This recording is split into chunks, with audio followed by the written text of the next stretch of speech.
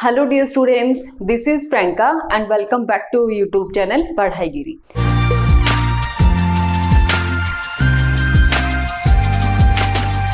सो students, आज की class में हम बात करेंगे वायरस है उसकी जो लाइफ साइकिल है वो कितने स्टेप्स में कंप्लीट हो सकती है। इससे पहले भी मेरे वायरस के ऊपर 2 वीडियो आ चुके हैं, तो आप वहां जाके लिंक पे जाके वो वीडियो भी देख सकते हैं। सो चलो आज के वीडियो को स्टार्ट करते हैं। इसमें हम बात करेंगे वायरस है उसकी लाइफ साइकिल के बारे में। तो देखो, हमने एक तो लिखा है लाइटिक साइकिल और दूसरा लिखा है लाइसोजेनिक साइकिल। तो अब इन साइकिल में क्या होगा, मोस्टली हम बात कर रहे हैं इसमें किसका एग्जाम्पल लेंगे, हम बैक्टीरियोफेज का एग्जाम्पल लेंगे, हम बैक्टीरियोफेज का।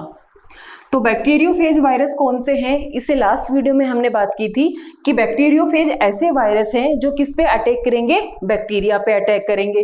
तो देखो, हम बनाते हैं स्ट्रक्चर कि ये हमारे पास क्या है, एक बैक्टीरियल सेल है। अब इस बैक्टीरियल सेल में ये क्या प्रेजेंट है, बैक्टीरिया का जेनेटिक मटेरियल या उसका डीएनए है वो प्रेजेंट है। अब हम क्या बात कर रहे हैं बैक्टीरियोफेज की, तो बैक्टीरियोफेज की स्ट्रक्चर भी हमने लास्ट वीडियो में देखी थी। तो ये इसकी स्ट्रक्चर हो गई बैक्टीरियोफेज की।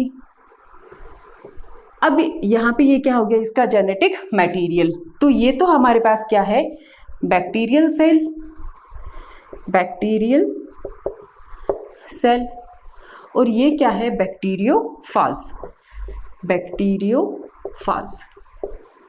तो अब क्या होगा, हमने बात की थी कि बैक्टीरियोफाज है जब वो किसी बैक्टीरियल सेल के कांटेक्ट में आएगा तो अपनी इन टेल फाइबर से क्या करेगा, वहाँ पे अटैच करेगा, वहाँ पे ऐड होगा और क्या करेगा, इसकी सेल वॉल को डिग्रेड करके अपना ये जो जेनेटिक मटेरियल है इसको इस बैक्टीरियल सेल के अंदर यहाँ पे इंजेक्ट है वो करवा देगा। अब जैसे ही इसने अपने अपना ये जो जेनेटिक मटेरियल था, क्या है इसमें, डीएनए, डबल स्टैंडर्ड डीएनए है इसमें, डबल स्टैंडर्ड डीएनए। तो जैसे इसका जेनेटिक मटेरियल डीएनए इस बैक्टीरियल सेल के अंदर इंजेक्ट करता है तो ये क्या करेगा, इस बैक्टीरियल सेल के एंजाइम्स को यूज में लेके, इसी के एंजाइम्स को यूज में लेके क्या करेगा, धीरे धीरे ये जो बैक्टीरिया का डीएनए है इसको डिग्रेड करना स्टार्ट कर देगा।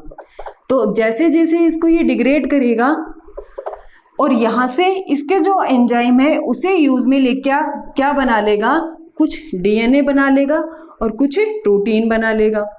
अब जैसे ही इसके पास डीएनए और प्रोटीन जब इससे बैक्टीरियल सेल से ये नया बना लेगा इसी के एंजाइम को यूज लेके, तो फिर से क्या करेगा, प्रोटीन से तो क्या बना लेगा, अपने आउटिंग कवरिंग बना लेगा और यहाँ पे डीएनए को क्या कर लेगा, इंजेक्ट करवा के अपना जेनेटिक मटेरियल बना लेगा। तो यही देखो यहाँ पे होगा, जैसे इसने ये बनाया तो फिर से यहाँ पे क्या होगा, बहुत सारे जो बैक्टीरियोफेज है इसमें बन जाएंगे। ये हमारे पास बहुत सारे बैक्टीरियोफेज है वो बन गए।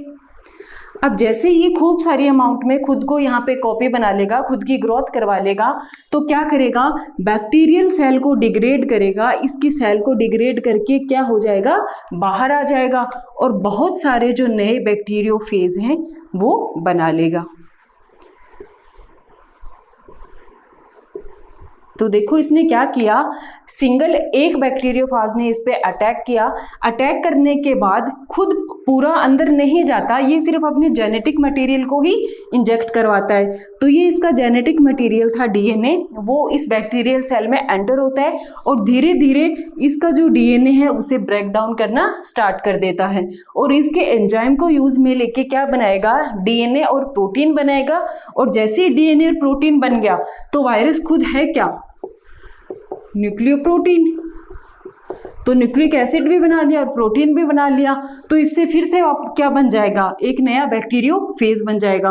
तो जब यहाँ पे अपने बैक्टीरियोफेज खूब सारे बन जाएंगे, अपनी खूब सारी कॉपीज बन जाएगी, तो ये क्या करेगा, ये जो सेल है बैक्टीरिया की इसे डिग्रेड करके बाहर आ जाएगा और ऐसे करके ये अपनी लाइफ साइकिल को है वो कंप्लीट कर लेता है।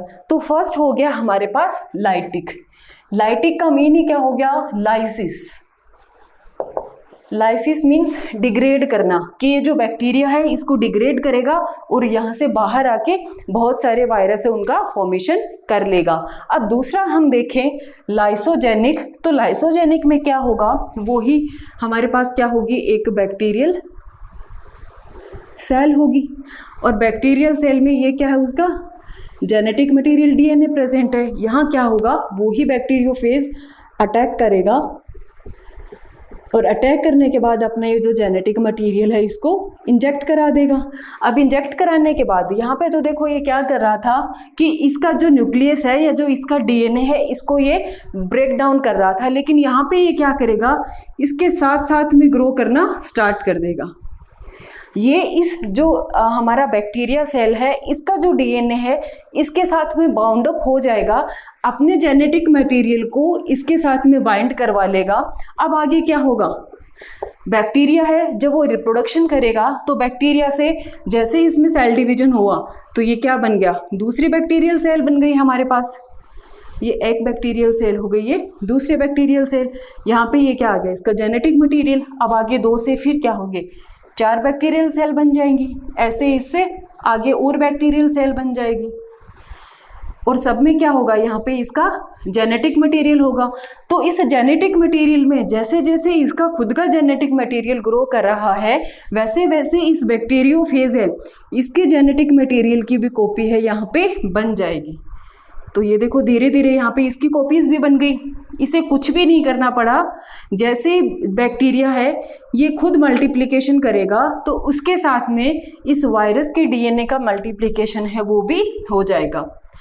और जैसे यहाँ पे उसे कुछ ऐसे फैक्टर मिलेंगे जो कि इसको इंक्रीज करेंगे कि इस बैक्टीरियल सेल को ये डिग्रेड करेगा और वापस बाहर आके अपने बहुत सारी न्यू बैक्टीरियोफेज है उसमें चेंज हो जाएगा या नया बैक्टीरियोफेज है उसका फॉर्मेशन कर लेगा।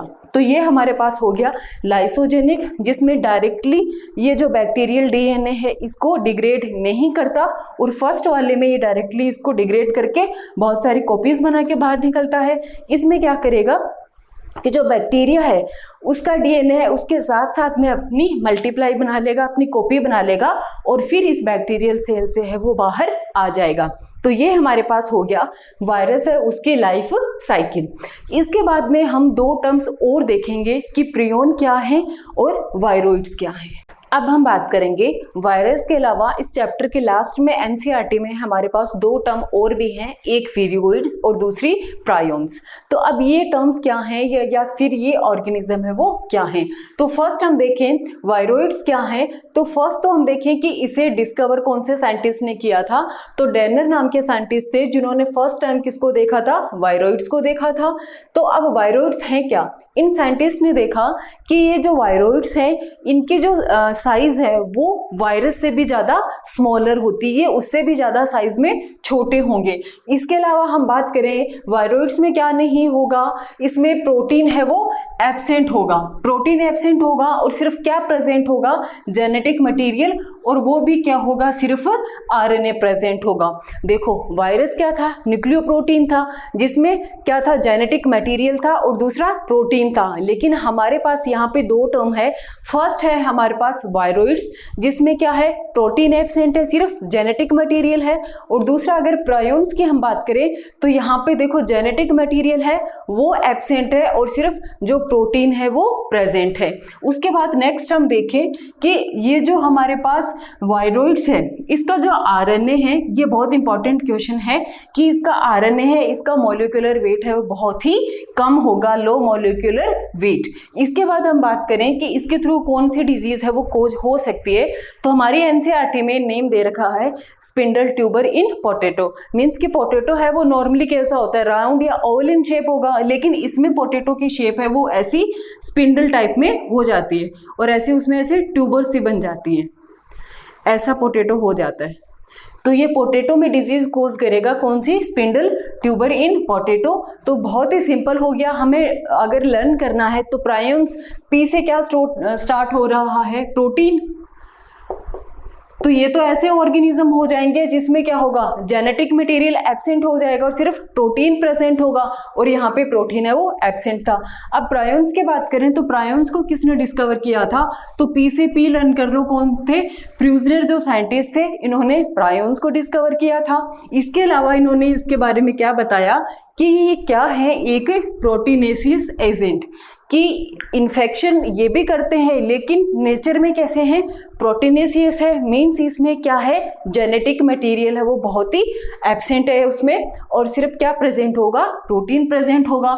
अब इसके थ्रू जो डिजीज है वो कौन से होगी, तो एनसीईआरटी में हमें दे रखा है मैड काउ डिजीज। अब इसमें क्या होगा, इसमें ये जो प्रोटीन बनती है, जैसे ये इन्फेक्शन करेगा तो जो जिस ऑर्गेनिज्म में एंटर कर रहा है उसकी नॉर्मल प्रोटीन को ये मिसफोल्ड प्रोटीन में चेंज कर देगा। तो उससे क्या होगा, सपोज कि इस काऊ में एंटर किया, तो काऊ में जैसे इसने अपने प्रोटीन को डाला, प्रोटीन को इंजेक्ट कराया, तो धीरे धीरे काऊ के अंदर जो खुद की प्रोटीन थी ये उसके साथ में अटैच होना शुरू करेगा। उसके साथ में अटैच होगा तो जो नॉर्मल प्रोटीन है वो धीरे धीरे कैसे होगी, मिसफोल्डेड प्रोटीन बनना स्टार्ट हो जाएगी, जिसकी वजह से क्या होगा, जो काऊ है उसका जो ब्रेन की बात करें तो उसके ब्रेन के अंदर क्या होगा, बहुत सारी मिसफोल्डेड प्रोटीन है वो स्टोर हो जाएंगी, जिसकी वजह से काऊ है वो कैसे हो जाएगी, मैड पागलपन जैसा काऊ है वो बिहेव करेगी। तो बोवाइन, इसीलिए इस डिजीज को नाम क्या दिया है, बोवाइन स्पॉन्जिफॉर्म इंसेफेलोपैथी। इंसेफेलोपैथी किसके लिए है, ब्रेन के लिए, और स्पॉन्जिफॉर्म मीन्स क्या होगा कि इसमें जो प्रोटीन है वो क्या हो जाएगी, स्पॉन्जिफॉर्म में हो जाएगी, मिसफोल्डेड हो जाएगी। तो ये हमारे पास था वायरोइड्स एंड प्रायोन्स। तो इसी के साथ हमारा जो वायरस का टॉपिक था वो कंप्लीट होता है। सो आज की वीडियो में इतना ही। Thank you.